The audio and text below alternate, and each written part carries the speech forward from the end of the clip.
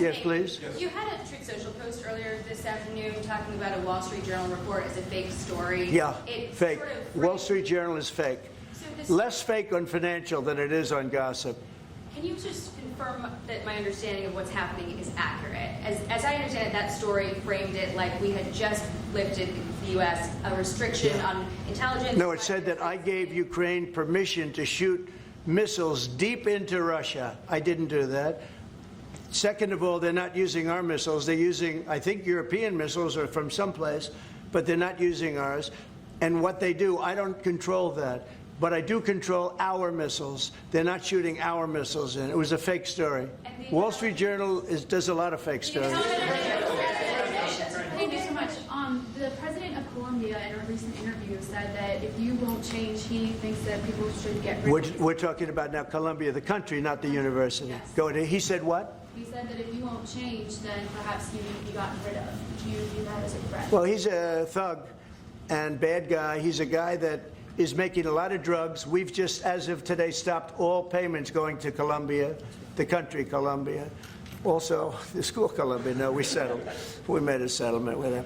But no, he's a thug, and he's a bad guy, and he's hurt his country very badly. They're doing very poorly, Colombia. They make cocaine. They have cocaine factories. They grow all sorts of crap that's drugs, bad drugs coming into the United States, goes generally through Mexico. And he better watch it or we'll take very serious action against him and his country. His country is, what he has led his country into is a death trap. Please. Has the Secretary General presented his Ukraine peace plan to you? Are you prepared to be chairman of the Board of Peace? There is no Secretary General peace plan.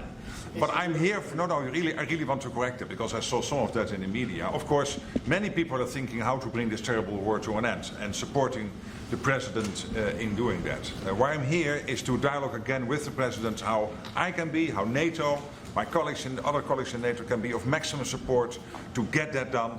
But there is no peace plan on the table. I mean, if there is a peace plan, it is what the President said last Friday and Sunday, which is stop where you are. Stop the fighting. This is about NATO. We're a very proud member of NATO. We have a great relationship with the countries of NATO. I think made much better by our visit a few months ago when they agreed to 5% instead of 2% of GDP. That was a big concession. I think that was a concession that 2 years ago nobody would have said, even a year ago.